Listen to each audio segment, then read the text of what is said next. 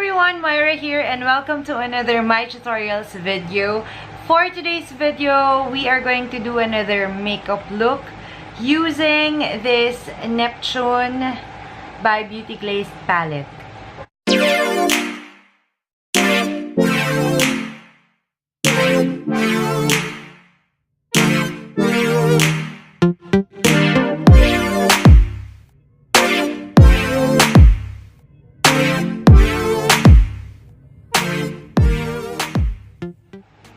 As you can see, I already did my base. Naglagay na rin ako ng konting contour, konting highlight, and I already did my brows off cam.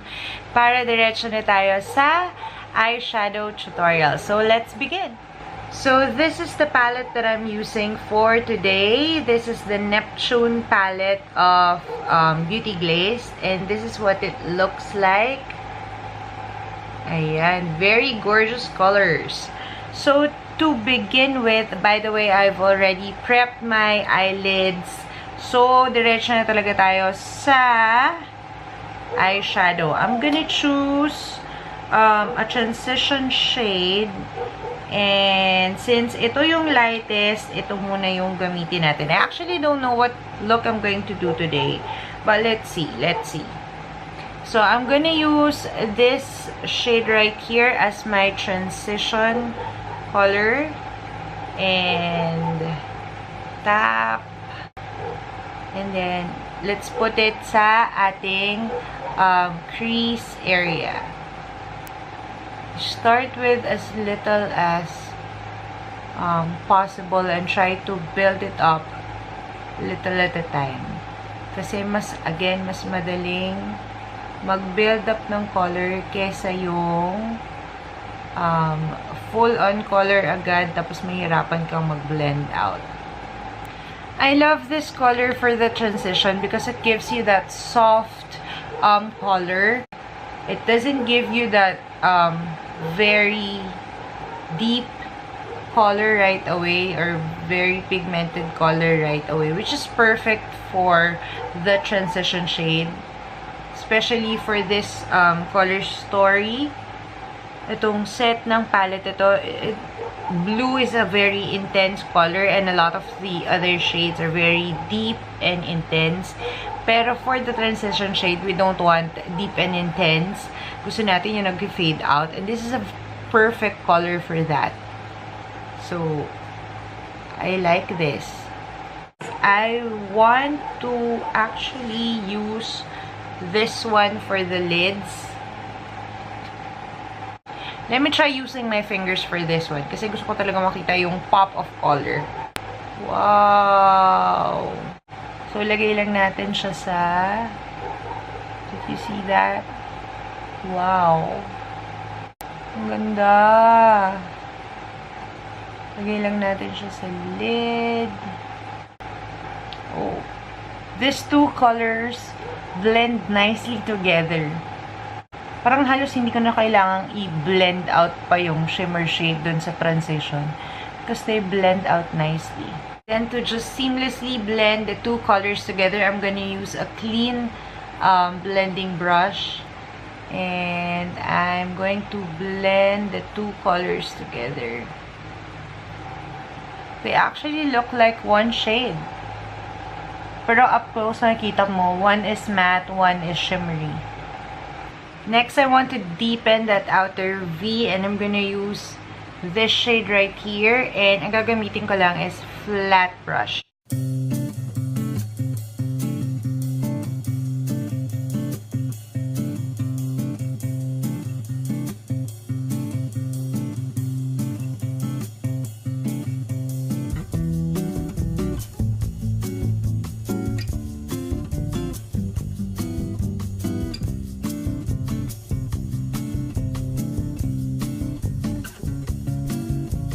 Then, gagamit ulit ako ng clean blending brush to soften the edges and to blend that with the other colors.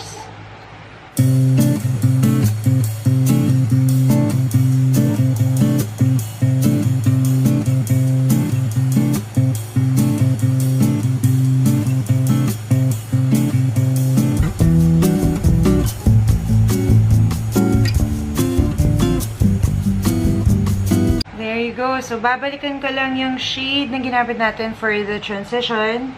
But, I'm using a smaller blending brush kasi gusto ko yung edges lang yung iba-buff out ko. And I don't want to disrupt this shade anymore kasi baka mawala ulit yung intensity niya. So, smaller blending brush. And, I'm just gonna go over the edges para lang matulungan pa siyang mag-fade out nicely. So, dun lang tayo sa pinaka-edge to help it blend out. By the way, guys, meron siyang konting fallout. So, unahin nyo na lang yung eye makeup nyo if you're using this palette. Or maglagay kayo ng powder underneath to catch the fallouts.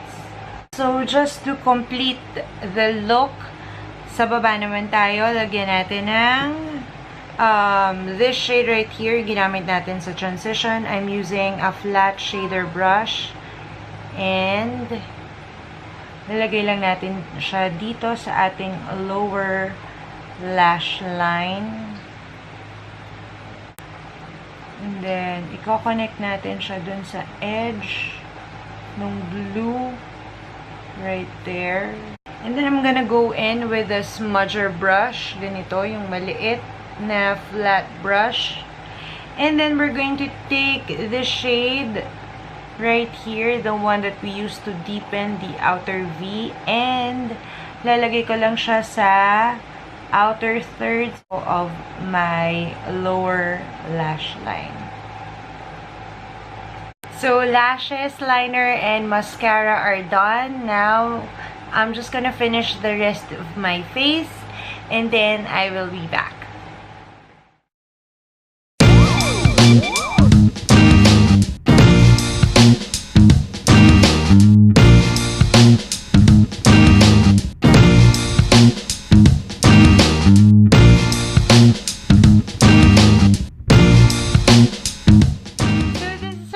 Look, guys, I hope nag-enjoy kayo at nagustuhan niyo itong look na ginawa natin for today. And if you like this video, don't forget to give this a thumbs up and also do subscribe to my channel if you still haven't. Hit mo na rin yung bell button to be notified whenever I upload new videos. You can also follow me on my other social media accounts. I'm Myra Paneda on Facebook, Twitter, and Instagram. Thank you so much for watching, and I hope to see you again on my next video. Bye! No, no, no.